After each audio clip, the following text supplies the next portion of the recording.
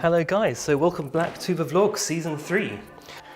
One of the things I've been doing over the summer is doing some redecoration of the house. I don't know if you remember that this room, the room that went out to the garden, was a kind of weird sludgy colour. So I've painted it, so you can see, mainly white, except for this wall, which I'm rather pleased with the blue.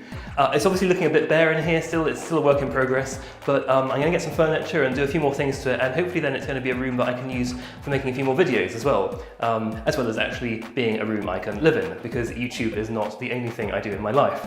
Anyway, let me pop you down, and I've got a few things to say. Thank you so much for all your nice comments on the video I did on Wednesday about the return of a vlog.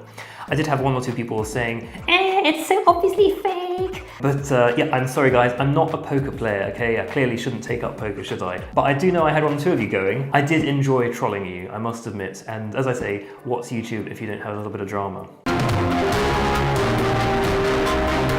Now I have shot a vlog, which I did a week or so ago, when I went down to the south coast, Bournemouth, Portsmouth, to do meetings for my Bournemouth Symphony Orchestra project about D-Day.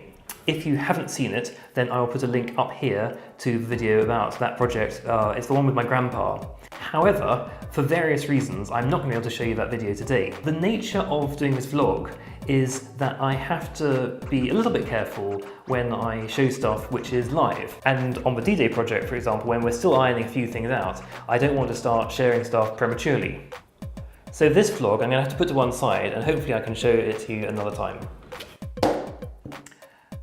Right.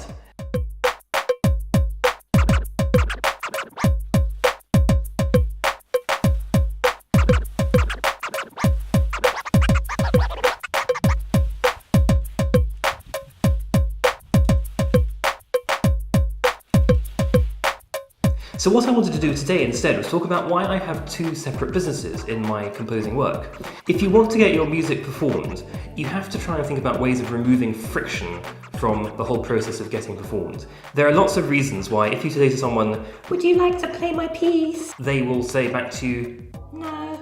It's just stupid to do it like this. People are busy, people have got lots of things to do, and generally performing new music is complicated and stressful, and it can be expensive and so on. So making things practical for people is really good. Now, the reason I have these two businesses is exactly for that reason. So my first business is me, James Olsen, the freelance composer. And the business model there is effectively and primarily being commissioned to write new pieces. Also, a little bit of money from royalties, a little bit of money from teaching and doing workshops in my projects and that sort of thing. But that is a standalone business. And that, as I say, is me freelancing as an individual. But last year I set up a company, and I haven't talked about this on the vlog very much yet, but the company is called Olsen Verlag. So Verlag is German for publishing house. Check out the logo, guys.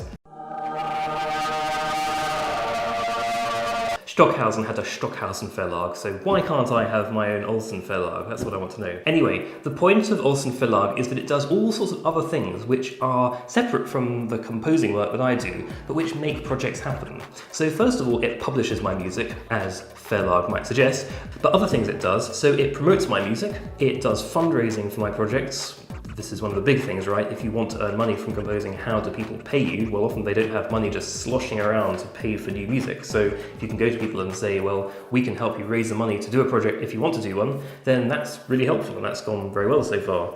The company also does project management, so making these projects happen, organising things, and it also does video production. So now that I do video, it's really helpful to be able to say to people, well, we can put video into the project as part of it and document what we're doing on YouTube. Now, although Olsen Verlag is primarily me at the moment, I do have a few people working for it, but as things grow, potentially might take on more people, might be able to take on someone full-time. Who knows? We'll see. It works fine as it is at the moment.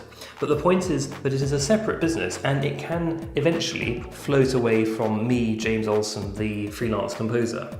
So I've just been thinking about how this might be useful for you guys. And you know, if you're starting out, say you're at school or college or uni, trying to get your pieces performed, well, how can you remove all that friction there is when someone you want to play your pieces says no or doesn't want to?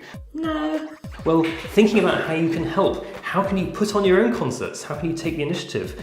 Learn how to do graphic design, because frankly, it's not that hard to produce reasonably okay posters, reasonably okay video, reasonably okay social media stuff. If you can find ways to spread the word about a concert, then you've got the ability, frankly, to put on a concert. And it's not very hard to figure out how to get the logistics of maybe getting friends to play at a concert. If this is kind of early days, school, college, whatever, you don't have to pay them necessarily, maybe have drinks afterwards or something, but people will often be willing to do stuff because it's fun, and if you're making something happen and it seems like it's going to be a cool thing, then people might well get involved.